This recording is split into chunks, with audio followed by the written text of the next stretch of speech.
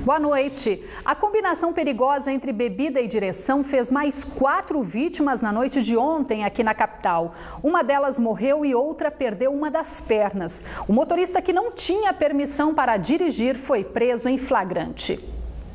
No local do acidente, na Avenida Djalma Batista, hoje o cenário ainda era de destruição. Entre as vítimas do atropelamento estavam o taxista José Ailton Rebouças, de 63 anos, que morreu na hora. O mototaxista Arthur Sérgio Castro Mourão, de 47, teve a perna esquerda amputada. Um casal também ficou ferido. O motorista que provocou o acidente, Gerard Felipe do Carmo Ribeiro, de 21 anos, dirigia este veículo em alta velocidade. Ele foi submetido ao teste do bafômetro, que constatou 0,16 mililitros de álcool. Uma porção de maconha foi encontrada no veículo do universitário, que, segundo a polícia, está com a carteira de habilitação vencida. Gerard também já responde processo por direção perigosa e agora deve ser indiciado por homicídio doloso, quando há intenção de matar e lesão corporal gravíssima. É mais um jovem envolvido em acidente de trânsito pela madrugada de Manaus. São coisas realmente que nós temos que coibir. Isso também não é só uma questão policial, é uma questão familiar. O delegado informou ainda que vai solicitar imagens de câmeras de segurança das proximidades e um possível racha será investigado. Em depoimento à polícia, Gerard alegou que perdeu o controle do veículo ao tentar desviar de outro carro. Inconformada, a família do taxista, que tinha 35 anos de profissão, espera que o caso não fique impune. Para tudo dependia dele. Então não sei o que vai ser, espero que seja feita justiça. Eleições 2014, terminou ontem o prazo para os partidos realizarem as convenções que oficializaram ao todo 7 candidatos para a disputa ao governo do Amazonas. 4 candidaturas majoritárias foram homologadas na noite de ontem em Manaus, entre elas a do senador Eduardo Braga, do PMDB. Durante a convenção, o PMDB confirmou coligação com mais 10 partidos e oficializou a candidatura do senador Eduardo Braga para o governo do estado e como vice a deputada federal Rebeca Garcia. Apesar de ser relator no Senado da PEC que prorroga por mais 50 anos os benefícios da Zona Franca de Manaus, uma das propostas defendidas pelo candidato é tornar o Amazonas menos dependente do modelo.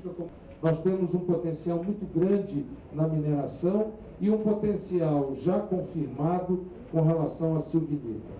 Nós precisamos de energia de porto e estamos trabalhando para isso. Chegou o União de Tucuruí, chegou a fibra ótica, nós precisamos avançar também com união em direção a Rondônia para interligar Santo Antônio e Geral com Manaus. Isso é fundamental. Na convenção também foi definido que, pelo PT, partido da candidata à reeleição à presidência da República, Dilma Rousseff, o deputado federal Francisco Praciano é candidato ao Senado Federal.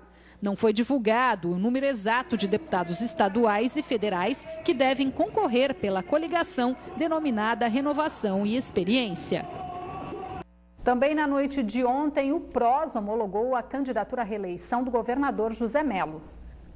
A convenção reuniu uma multidão de pessoas. Em seu discurso, José Mello enfatizou que a educação tem destaque especial em seu plano de governo e que pretende fortalecer o programa de segurança pública Ronda no Bairro e ampliar a geração de emprego e renda. Eu não conheço um caminho mais curto para nós concretizarmos o sonho de futuro para os nossos filhos, que não seja uma boa escola. Quem nos ouve e em sã consciência pede para pararmos o Ronda do Bairro. Quem acha que devemos parar o Ronda do Bairro, levante a mão aí, por favor. E quem acha que deve continuar, bata palma. O candidato a vice é o deputado federal Henrique Oliveira, que desistiu de concorrer ao governo do estado para compor com o governador José Mello. A chapa, formada por 16 legendas, tem no total 24 candidatos a deputado federal e 325 para estadual. O PROS também oficializou apoio à candidatura de Omar Aziz para o Senado. A gente volta a falar de eleições. Na noite de ontem, o PMN também oficializou as candidaturas majoritárias e proporcionais para este pleito. Chico Preto fez mistério, mas na data limite acabou lançando a própria candidatura ao governo do estado e como vice o advogado Gustavo Braz. O deputado estadual também defende alternativas à Zona Franca de Manaus. E essas alternativas vêm de setor primário. Pesca, agricultura, aquicultura, mineração. O setor primário é rico. Nós temos uma preocupação muito grande com o desenvolvimento do estado do Amazonas, a fim de que o desenvolvimento possa gerar mais oportunidades de trabalho, porque é o trabalho que gera a dignidade das famílias amazonenses. Na convenção, também foi anunciada a candidatura do médico urologista Anwar Samad para o Senado Federal, além de 3 deputados federais e 20 estaduais. Na ocasião, o candidato também deixou claro a intenção de pedir apoio político a Aécio Neves, do PSDB, apesar de no Amazonas o PMN concorrer sem alianças políticas. O PCB também homologou nesta segunda-feira a candidatura de Luiz Navarro ao governo do estado. Sem coligações, o partido também vai disputar com um candidato para o Senado, um para deputado federal e outro para deputado estadual. Outras 3 candidaturas majoritárias foram oficializadas nos últimos dias. A do deputado estadual Marcelo Ramos, pelo PSB, a do ex-deputado estadual Abel Alves, pelo PSOL, e a de Herbert Amazonas, pelo PSTU.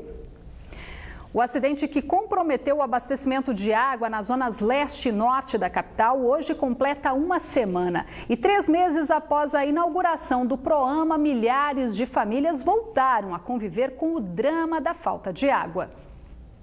Aqui as famílias se viram como podem. Falta água para quase tudo. Muitos aproveitam a disponibilidade dos poços de escolas e até de igrejas. É o caso dessa moradora que precisa caminhar até 200 metros para pegar água. Só tem esse poço aqui. Para ali onde eu moro não tem ninguém que tem poço. A situação está precária mesmo, sem água. A gente precisa de água para tudo, né?